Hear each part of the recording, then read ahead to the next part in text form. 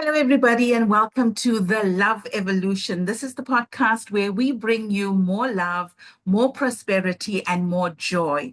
And today I am really excited about our guest, Laura Richards. She is the #1 best-selling author of the book Married to a Nice Guy, Getting Over Narcissistic Abuse. She's a speaker. She has her own podcast. So welcome, Laura. It is such a pleasure to have you here. Thank you so much for having me. I'm so excited to talk to you and your audience. Great. So Laura, I want to start off. For you to have written a book like this, there's got to be a backstory, right? So what is Yes. your backstory? Yes. Oh my gosh. So I named it Married to a Nice Guy because I was with my ex-husband for 32 years, and that's what I heard him called the whole time. Oh, he's such a nice guy. He's serving in the community, he's doing all these wonderful things. And at home, he was not like that. And while I was not in physical abuse, I was in emotional and psychological abuse, though I didn't realize it at the time. I just thought my husband was very difficult and I had to figure out how to fix him, which is something that women sometimes, we we're trained, aren't we, sometimes to fix them. And I thought I was the problem for a lot of years because that's what I was being told. But I know that was also part of the manipulation to for him to take the accountability off of him and put it onto me. That if I had a problem, that I had to be the one who fixed it. And so that's why I wanted to tell my story of overcoming narcissistic abuse and how I've been healing and just tell the story of what it looks like to live in that kind of a world. What would be your definition of a narcissist? I know this is a word that's thrown around a lot. Yes. We don't want to just call everyone that doesn't agree with us a narcissist. So I want to know, for the sake of people that may be experiencing a relationship like this, but not Mhm. aware of the terminology, what is your definition of a narcissist? Well, I'll give you some of mine and then also I have a definition. But this is the thing I tell people. We do not have to worry about the label. We do not have to worry about them getting diagnosed with anything because they're not going near a therapist to go get diagnosed with anything. We don't have to wait for that. It's the way you're being treated. So often with a narcissist, they're going to exhibit a lot of like it's about them, right? Self-importance. And with a covert narcissist, like I was married to, they're behind the scenes, they are demanding that everything is about them and do it their way and things like that. But out in the world, they may not look that way. And that's why it's so confusing. With an overt narcissist or malignant narcissist, you'll see them in your face more, right? They'll be possibly running countries, things like that. Things like that where that there's something wrong and that they love themselves because they're talking about it all the time. But they have a lack of empathy for others and they need that constant attention, it has to be about them, stuff like that. It's a very one-sided relationship. And so that's why to me it doesn't matter what the label is. It's like, what kind of a relationship are you in? Is it one-sided? Can you never like work it out with your partner? That's a problem because you'll have that in friendships as well. Yeah. And I think the critical part is when it becomes quite abusive. Like when you Mhm. get converted, no one really notices when it's the psychological or the emotional abuse because you don't Right. have marks to show. Um, Hmm. Often this starts off with our relationship with parents. Hmm. Um, I really focus on where the victim becomes the perpetrator. So, do you feel that he at some point was a victim and then he became the perpetrator? Yes. Yes, for sure. What I don't have statistics for this, but what you'll find is if the mother is a narcissistic parent, they will turn the boys and I think sometimes the girls also into narcissists. This is very much more of a male thing than a female thing. I don't know why. This is just the way the chemicals are running through our brain. And so that's often what you'll see. And it's almost like they have a need to correct women because they have this mother wound. And so, yes, you'll have that. As I started to know, because I was married to him for 32 years. So as I started to know the family, I'm like, oh, okay. I didn't realize that she's a narcissist. I didn't realize that he was a narcissist because when you're in emotional and psychological abuse, you don't realize what's happening to you. You just know that there's something wrong and I don't know how to function. And for me, I almost didn't want to be alive anymore. And so it's all very psychological. But now looking back, I see that narcissistic parent is constantly criticizing maybe a lack of empathy. When I look back, I see his parents have their own traumas. And if we don't deal with our trauma, that's why I like to talk about this. If we don't deal with our trauma, we're just keep passing it down. Why would you want to pass that down? But also that takes self-reflection, doesn't it? And Yes. loving yourself and understanding that if you don't take care of yourself, you're going to bleed on people who never cut you. And I didn't want to live my life like that anymore. So no matter what happened to me, I wanted to be better and happier. I was not happy. So I was like, how do I get happy? How do I do this? Yes. Yes. But it takes self-reflection to say it's not everybody else's fault. I used to think that it's everybody else's fault. It's not. It's not society's fault. Yes, we have a lot of issues in the world, but that's not, we have to be able to live in our own body, in our own mind every day. So how do you want to do that? It takes an amount of consciousness for us to be able Yes. patterns because, like you said, his parents had their own trauma. So at some point, Mhm. they were the victims. They then became the perpetrators. He was the victim and then he became the perpetrator. So it takes a Right. level of consciousness for the victim to stop the cycle, to say no more, Yes. not going to now Hmm. become a perpetrator to someone else.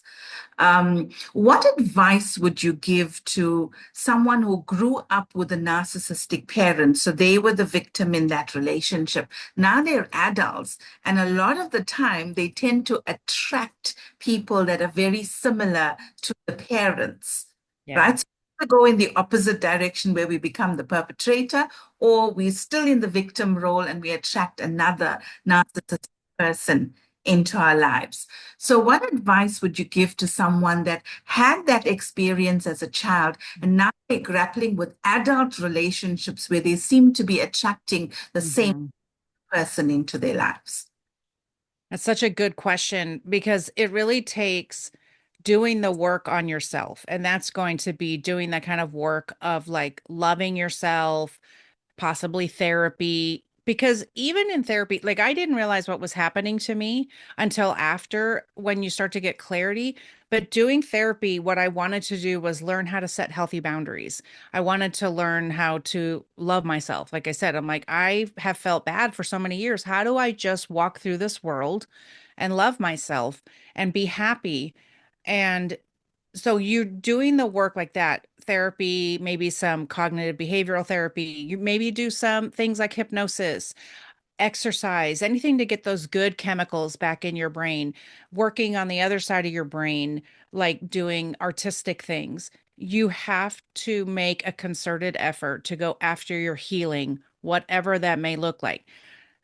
My therapist said to me, there's going to be a lot of time for Netflix and wine, but that's not going to get you where you want to go because sometimes you just want to decompress, but that's not going to get you where you need to be. So if you are really wanting that happiness or whatever it is, or you're just in general, I need healing, whatever that is. You know what I mean? Like, I don't feel good. How can I heal?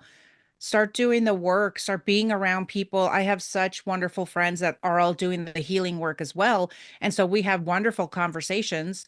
And like today, I'm going for a walk with a friend. And instead of doing something else, we're going to go for a walk because we can work on our mental health and have a discussion with another friend, a good friend, not bad friends who are being toxic, a good friend. That Yes, helps. yeah. Yeah, you don't just be having conversations with people who are going to then just dump on the ex or the narcissistic partner Hmm. Hmm. really help you. There's one thing that I hear so often, and I don't agree with at all, and that is Okay. time all wounds. I really Hmm. believe that that is so because if we just take time and do the Netflix and chill, and or we're Yes. going into eating too much or the drugs or whatever else to Hmm. so we don't feel it anymore. We're going to be stuck in that cycle and attract relationship after relationship that's giving us the same experience, basically. So it is really going within and taking responsibility for yourself. And I Yes. think it's the love that heals all wounds. When we can learn to love and honor ourselves, respect ourselves, know Mhm. worthy of so much more. We're worthy of those Yes. the happy, meaningful relationships. And that's the kind of healing work that would then shift the future for us. Um, Yes, it's so true. And but the thing is in society, especially here in America, it's almost selfish, right? For women to look at themselves and when you say self-love or even we put ourselves last. We've been societalized to put ourselves last. And I know in many countries, I was talking to someone in India. They're like, yes, here too. It's like everywhere. So women, we've been taught wrong in fairy tales. We've been taught wrong in the romantic movies. We're putting ourselves last to the point where when you say you're going to go work on your mental health, people are like, why? You have the best life ever. But we have everything goes downhill, right? So it's like if we don't have a good mental health, the everything around us is not going to be good. And I just became a new grandmother. And when I look at that little baby, I'm like, this is why I did the work so that she never has to feel like this and that she will never walk through this world thinking I have to get a man or I'm never going to feel whole because that's what I was taught, because that's what yes, society teaches us. And we have to break that. Not that marriage is bad and all those things, nothing like that. All I'm saying is you have to love yourself first. And I think we sort of talked about this earlier when you were asking about the attraction. We are attracted to something that's unhealed inside of us. And so we have to make sure that we heal the things. We have to ask ourselves, well, why do I have a pattern? When you say, because I look back at all my boyfriends and my ex-husband, I go, oh, I had a pattern. I see that now. Um, but that takes like being okay with looking at yourself and we don't have to beat ourselves up. I can just look at myself and go, "Oh, I have a pattern." And so now I have to break that, learn how to set boundaries. And boundaries are so hard for people, but it's the ultimate act of self-love, learning how to love yourself enough to set boundaries with people. yeah, yeah. I don't know if you've watched this movie called It Ends With Us. Um, Yes. Yeah, I think it is so brilliant the way it's portrayed because he was the victim in his childhood, and he experienced all that trauma, and there was no Yeah. healing, no outlet for that. And then he becomes this narcissist in this relationship, this abusive person. But what I also notice with narcissists is that the more intelligent they are, the easier it is for them to hide that. Mm-hmm. Yes, for sure. Because, and this is the thing too, is they're also attracted to women who are, high level women, right? I have more degrees than my ex, and just they're attracted to those people. They don't go after just anybody because Yes. they are going to they're like parasites. They're going to suck the life out of you, but they want to almost like emulate you and be around that atmosphere so that they can learn things like that. And yes, when they're intelligent, that's even scarier to me because then they are thinking of other Yeah. things ways they can abuse you or whatever. Yeah. Yeah. I think that's such an important point you brought up because a lot of the time it's these really smart, successful women, very independent, and they get their narcissistic supply from these women because Yeah. they have all this energy. And I'm glad you brought it up because a lot of the time when these women are in relationships like this, they feel what's wrong with me? How can I be so successful out there in the world, in my career, and then I'm taking all of this at home? And they feel that they don't want to share this. They don't want to ask for help. It's, I should have known better. I Mm-hmm. can do this. I can fix this. And I think this conversation here is giving them permission to ask Yes. for. Um, Yes. I mean, it's so true because I felt very alone when I got out of my marriage because I felt very ashamed because I didn't see it. Once I started to unravel all of his lies, I said, "Oh my gosh, I feel so dumb that I didn't see it. They were right in front of my face." But we can't, like my friend said, we can't should on ourselves. We we can't say shoulda, coulda, woulda. We can't because we saw it when we saw it. And when you are in psychological abuse, you are in self-preservation mode. And so you are disassociating and you are protecting yourself. So you're not seeing and you're not realizing what they're doing. Plus, you've been so manipulated and gaslit for so long that you don't realize what's happening to you because you are trusting. You married this person. So you have a level of trust, right? And so if you have this level of trust, they're using it against you. And and so it's okay to feel like, "Oh, I can't believe I didn't see it." I don't I don't have anybody that I know that I've met along the way. It's like, oh yeah, I just saw it all the time. I just saw it all the time. I didn't care. No, like most of the time people are like, I didn't even realize what he was doing to me until one day you wake up and you see it. So I don't, that's why I started talking about it and bringing awareness. Because if I felt alone and I felt ashamed, I imagine there's other women out there who feel the same way. I speak to women in midlife. Of course, this information is for everybody, but that's who I speak to, because sometimes that does happen, especially in my age group. You're with somebody 30 years and then all of a sudden you're like, what happened? Where am I? What just happened to yes. me? So, Can you maybe walk us through the process, like that moment when you realized that this is what it is, yeah, and to the point where you made the decision that I need to get out? yeah. What that So is like? I didn't know that he was a narcissist, but I knew something was wrong. So the last couple of years he was very like he was not talking to me. He was kind of ramping up his relationship with a friend, just doing things that were not okay in our marriage. And every time I would bring it up, he would get mad at me for bringing it up, which is very much the narcissist way, deflecting off of them onto you, saying you're the one who has the problem, not me. I'm not doing Yes. anything. Yeah. Yes. Yes, exactly. They're distorting your reality. They might be lying to you or saying, like, I didn't say that, or you didn't, I don't know what you're talking about, things like that. And that's really hard. So he had said to me one day, he said, if this is the way our life is going to be, you should tell me you're done. And I said, why do I have to tell you I'm done? And he's like, yeah, you're right. I'm just not brave enough to do it. And so started to think, well, if maybe we could work it out if, and that was it. That was the end of my sentence. And I said, no, I'm done. I couldn't believe I said that because I never thought I'd be brave enough to leave. And I just had to leave. And so I said, no, I'm done. And I stood up and left the room. And what that taught me was that was the reverse discard. He came in to ask for the divorce, but I was the one who asked for the divorce. So now he could tell everybody that I asked for the divorce and he can get sympathy because now he's the victim, which fits the narrative. So I didn't realize he was a narcissist until after.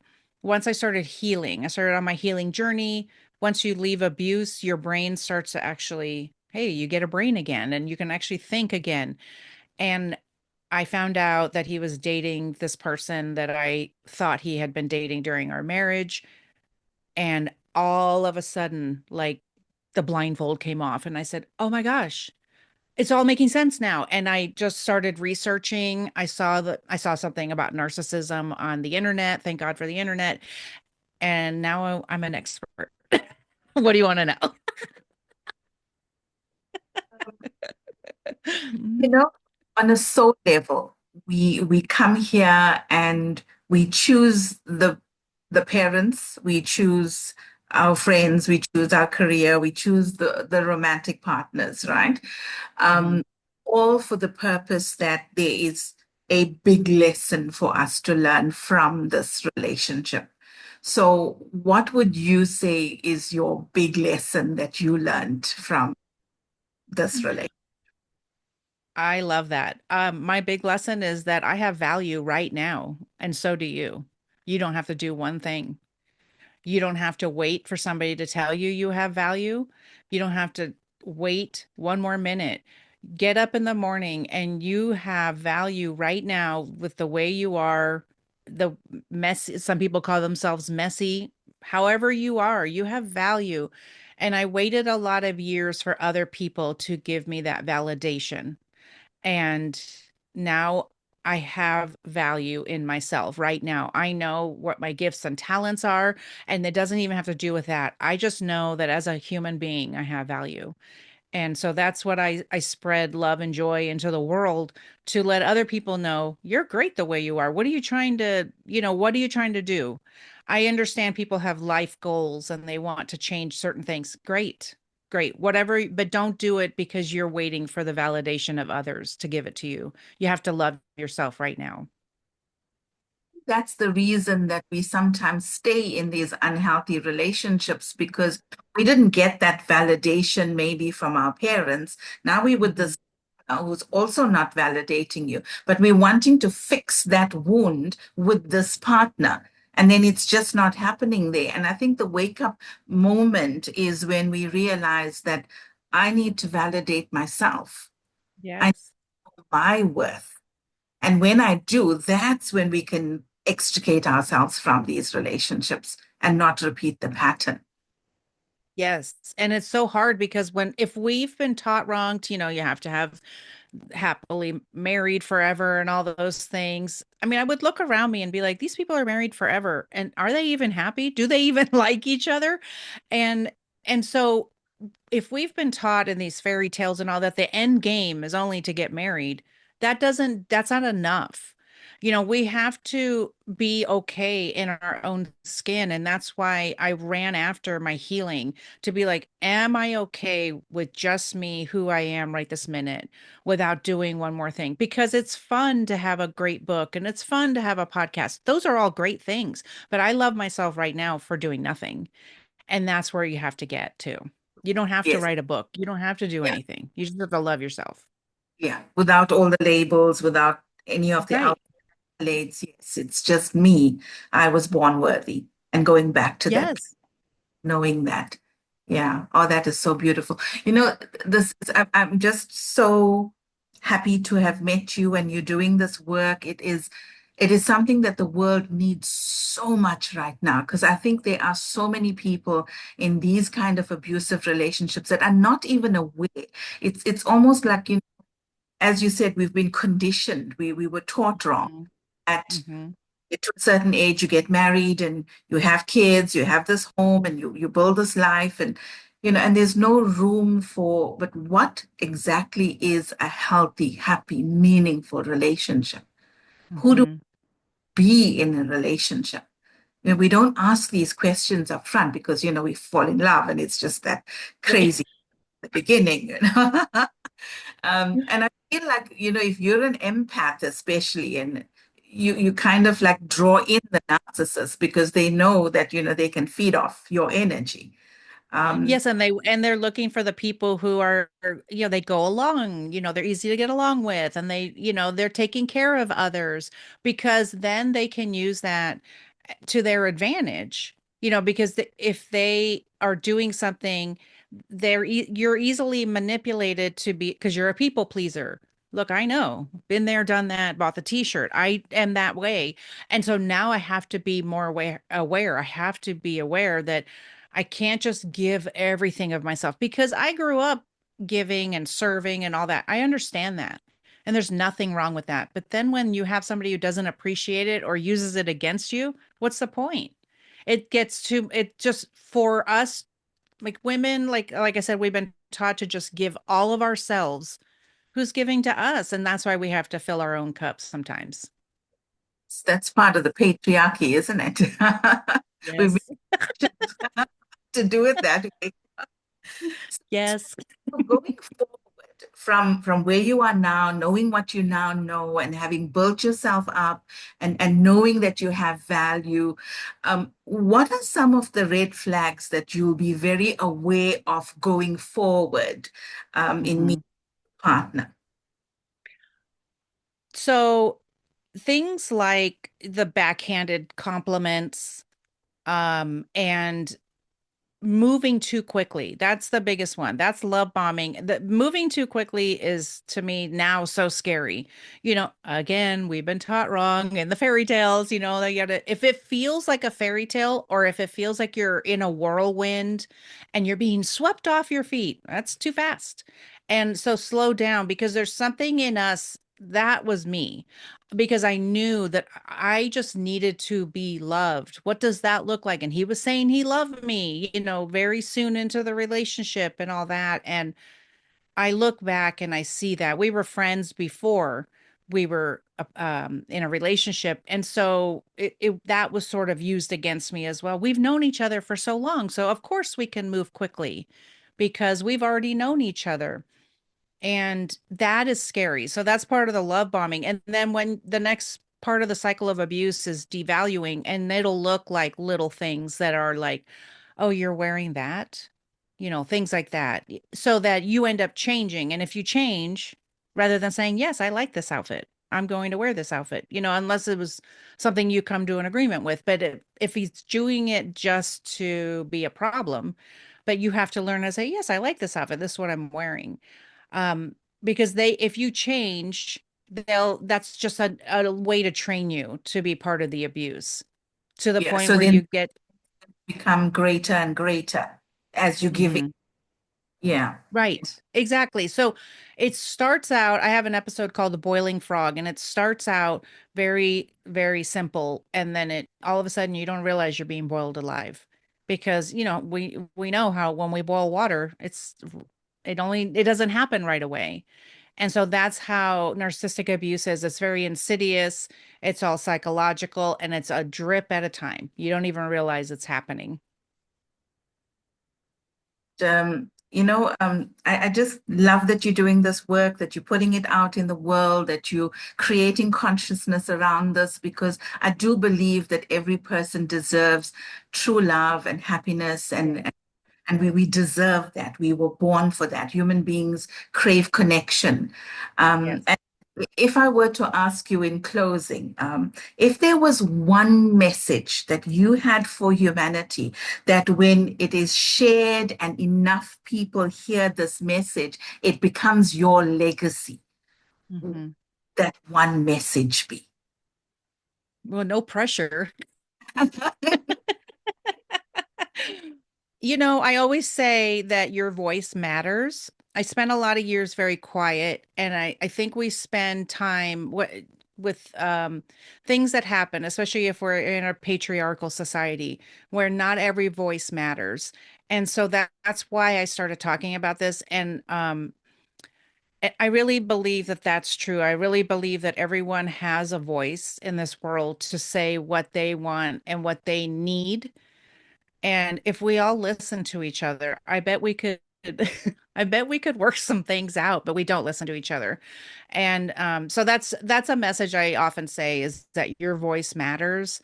Go out there and use it. Use it however you think is important, even if it means you get to tell somebody what you would like for dinner or that you don't want something for dinner. Simple things.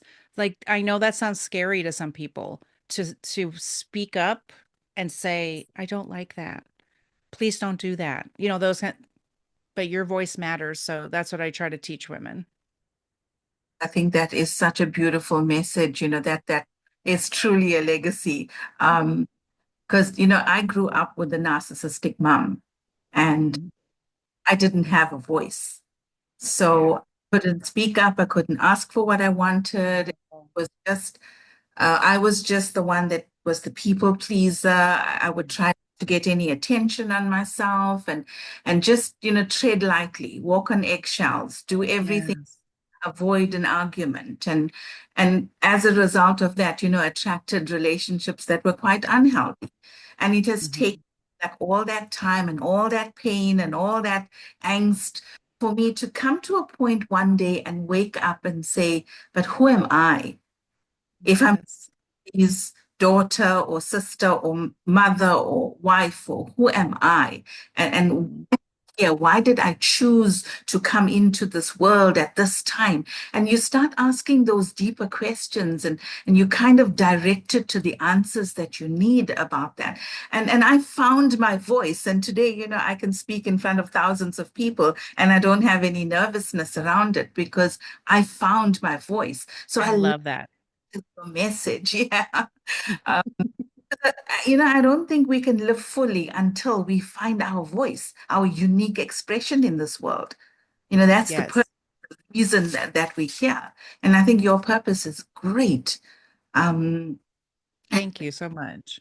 your book goes out to touch the people that need it. And I'm going to put the links in the show notes so people can find you.